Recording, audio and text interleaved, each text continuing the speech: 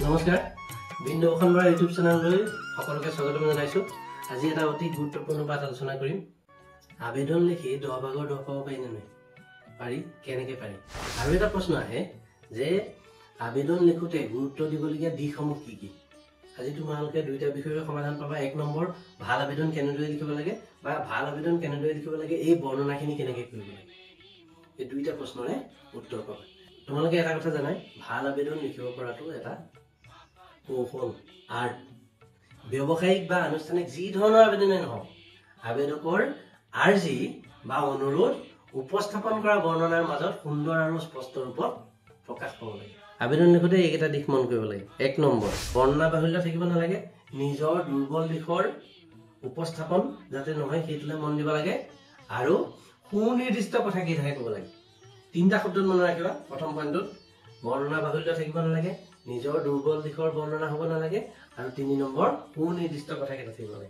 1 number point হ'ল। 2 number যালৈ আবেদন কৰা হৈছে সেই প্ৰতিষ্ঠান বা ব্যক্তিৰ সম্পূৰ্ণ শুদ্ধ নাম, ঠিকনা, যোগাযোগ নম্বৰ, ইমেইল আইডি স্পষ্টভাৱে লিখিব লাগে।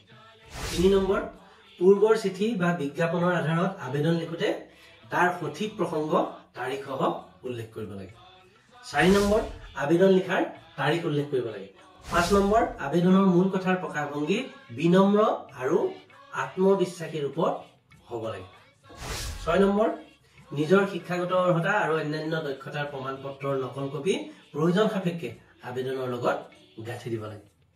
বিষয়ৰ লগত সংগতি থকা যি কাগজেই তুমি দিব লাগে সেইখিনি যাতে সংলগ্ন কৰা হৈছে বুলি লিখা হয় সেই কথাটোত গুৰুত্ব দিব লাগে আৰু প্ৰয়োজন সাপেক্ষে তাৰ প্ৰত্যায়িত নকল কপি দিব লাগে। সেইটো বাস্তৱ জীৱনৰ কাৰণেও গুৰুত্বপূৰ্ণ। 7 নম্বৰ ইতিমধ্যে মই কৈ গৈছিলো যে যিজনলৈ পঠোৱা হয় তেওঁলোকৰ শুদ্ধ ঠিকনা থাকিব লাগে। একেদৰে নিজৰ সম্পূৰ্ণ শুদ্ধ নাম, ঠিকনা, যোগাযোগ নম্বৰ, ইমেইল আইডি স্পষ্ট ৰূপত থাকিব লাগে। 8 নম্বৰ সমজুৱা আবেদন হলে আবেদনৰ শেষত একাধিক ব্যক্তিৰ হস্তাক্ষৰ থাকিব লাগে। সেইটো কথা একদম গুৰুত্বপূৰ্ণ।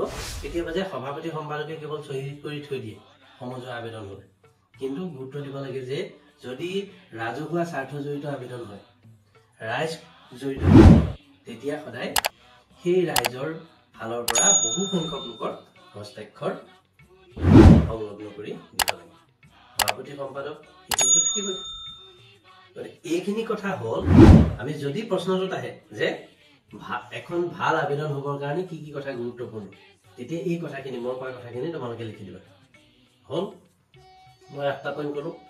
আৰু যদি সঁচাসঁচিকৈ এখন আবেদন লিখিব লাগে, বিষয় অনুযায়ী তোমাক আবেদন এখন লিখিবলৈ কৈছে, বিষয়টো তাত প্ৰশ্ন দিয়াই থাকিব। তাৰ পৰা তুমি ঠিকনাটোও পাই যাবা, বিষয়টোও পাই যাবা, কেৱল উপস্থাপন শৈলীটো নিজৰ হ'ব।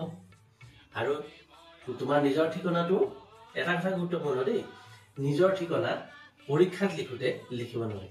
পৰীক্ষাত লিখোতে ধৰি লোৱা গাঁও ক, ডাক খ, জিলা গ, ৰাজ্য ঘ, ফোন নম্বৰ ... এনেকে কৰি এৰি দিব লাগে। কিয়? সদায় পৰীক্ষাৰ্থী হৈ থাকোতে নিজৰ গোপনীয়তা ৰক্ষা কৰিব লাগে। তেতিয়া নিজৰ কাৰণে ভাল, সেইটো আইনসংগত কথা। গতিকে এই কথাকেইটা তোমালোকে মনত ৰাখিবা। এই কথাকেইটা তোমালোকে মনত ৰাখি পেলাই আবেদনখন প্ৰস্তুত কৰিবা। যি বিষয়ৰ আবেদন আহক, তেতিয়াহ'লে তোমালোকে 10 ভাগৰ 10 নম্বৰ পোৱাটো নিশ্চিত। যদি নহয় মোৰ কাণ কাটি দিবা। যদি পাঠটো ভাল লাগিল তেতিয়াহ'লে লাইক, কমেণ্ট, শ্বেয়াৰ কৰিবা। যদি নতুনকৈ মোৰ ভিডিঅ' চাই আছা তেতিয়াহ'লে এনেধৰণৰ ভিডিঅ'সমূহ পাই থাকিবৰ কাৰণে ছাবস্ক্ৰাইব কৰিবা। আজিলৈ সামৰিছোঁ। চিৰ চেনেহী মোৰ ভাষা জননী। ধন্যবাদ।